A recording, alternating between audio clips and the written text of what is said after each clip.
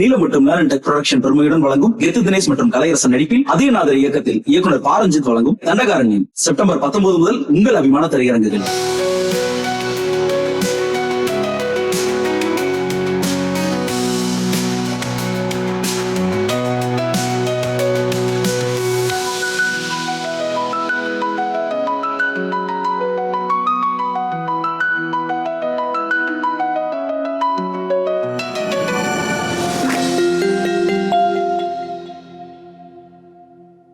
அனைவருக்கும் வணக்கம். இன்னைக்கு நம்ம கூட சினிமா பத்தி பேசுவதற்காக இந்திரா மூவியோட director Sabarees and actor Vasanth Ravi வந்திருக்காங்க. வணக்கம் சார். வணக்கம் சார்.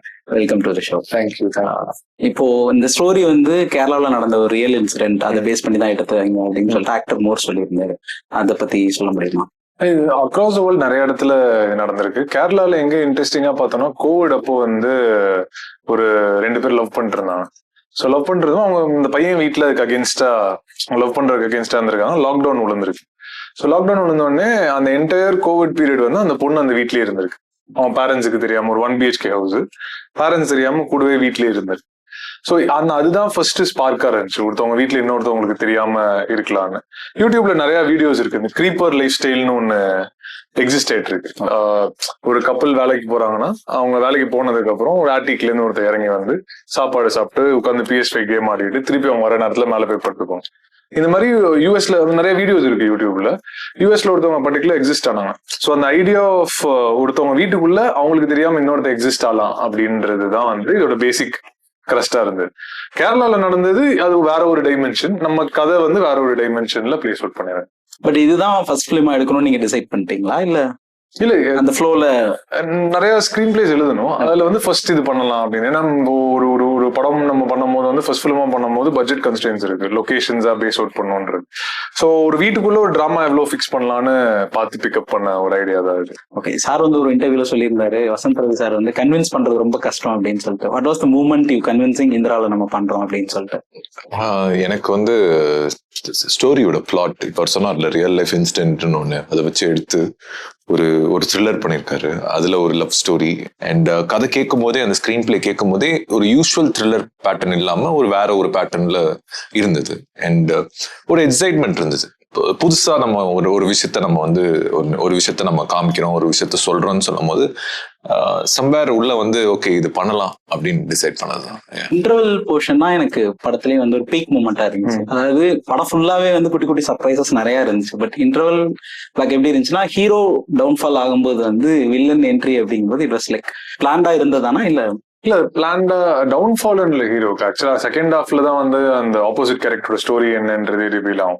இது இப்போ நம்ம ஒரு ஸ்ட்ரக்சரா ஒண்ணு எழுதும் போது அது வந்து நம்மளுக்குன்னு ஒரு கால் ஒண்ணு இருக்கும்ல. இப்ப நீங்க அந்த கதையை லீனியரா சொல்லலாம், நான் லீனியரா சொல்லலாம்.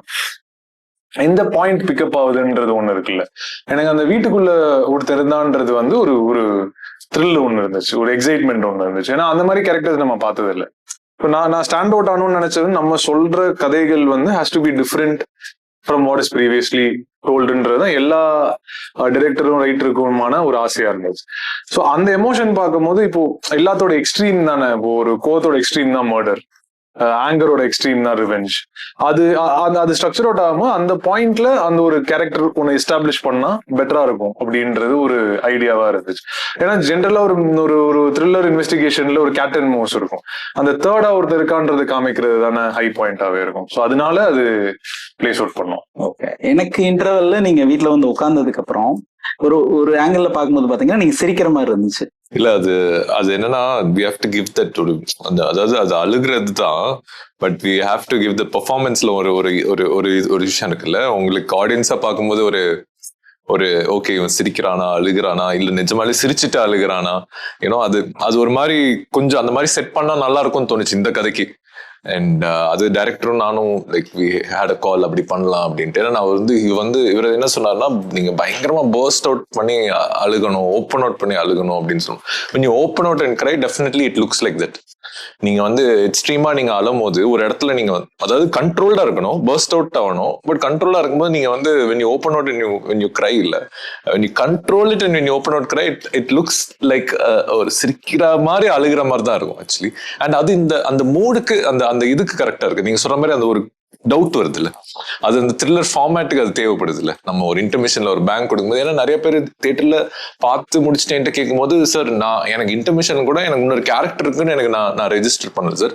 உங்களுக்கு ஏதோ ஸ்பிளிட் பர்சனாலிட்டி, சைக்கலாஜிக்கலா நீங்க ஏதோ ஒரு அஃபெக்ட் ஆயிட்டீங்க, இல்ல ஒரு கோஸ்ட் ஏதோ ஒன்று இருக்கு போல இருக்கு வீட்டுல. ஏன்னா ஃபர்ஸ்ட்ல நம்ம காமிச்ச அந்த ஒரு ட்ரீம் அதெல்லாம் வச்சு பார்க்கும்போது, so I think that performance was a meter that was chosen by the director and me in accordance with the script. அது ஹாலுசினேட்டிவா இருக்கணும்னு நினைச்சோம். லைட்டிங்காவே ரெட்டா தான், ரெட்டா தான் லீக் பண்ணிருப்போம். இல்ல அது என்னன்னா இன்டர்வல் வெளில வரும்போது ஜென்ரலா ஒரு டிஸ்கஷன் இருக்கும்ல, பாதி பேர் அதான் சொல்லிட்டு இருந்தாங்க, சார் இது சத்தியமா பேய் படம் தான், செகண்ட் ஹாஃப்ல வருவாங்க பாரு இப்ப என்ன நடக்கும்னு பாரு, அந்த மாதிரி தான் இருந்துச்சு. இல்ல அது வந்து இப்போ நியான் லைட் உள்ள போது, ரெட் கலர் லைட் உள்ள ஃபிக்ஷன் அவுட் ஆகும் போது, இப்போ ஆடியன்ஸுக்கும் சரி அந்த கேரக்டருக்கும் சரி அடுத்து என்ன நடக்க போகுதுன்றது தெரியாது. ஸோ அங்க வந்து பிளேஸ் அவுட் ஆகும் போது ஆல்மோஸ்ட் நாங்க மோஷன் போஸ்டர்லயோ லாஃப்ல இருந்து ஆரம்பிச்சிருக்கோம். அங்க பிளேஸ் அவுட் ஆகும் போது வந்து whatever they perceive out of the character is the intent of the கேரக்டர்னு வைக்கணும்னு நினைச்சோம். அண்ட் பெர்ஃபார்மன்ஸுமே அந்த அவர் எழுதுன அந்த ஸ்கிரிப்டும் சரி, அந்த லைட்டிங், அந்த இது, அந்த மூடுக்கு ஏத்த மாதிரி பெர்ஃபார்மன்ஸ் காம்ப்ளிமெண்ட் பண்ற மாதிரி தான் அந்த கிரை அந்த இருந்தது. எனக்கு எப்படி இருந்துச்சுன்னா ஃபர்ஸ்ட் ஹாஃப் வரைக்கும் ஒரு படம் பார்த்த மாதிரி இருந்துச்சு, இன்டர்வலுக்கு அப்புறம் இன்னொரு படம் பார்த்த மாதிரி இருந்துச்சு. டோட்டலா அது ரொம்ப ஸ்பிளிட்டான மாதிரி இருந்துச்சு. நீங்க ஆனந்த் நீலகண்டனோட அசுராஸ் பார்த்து படிச்சிருக்கீங்களா?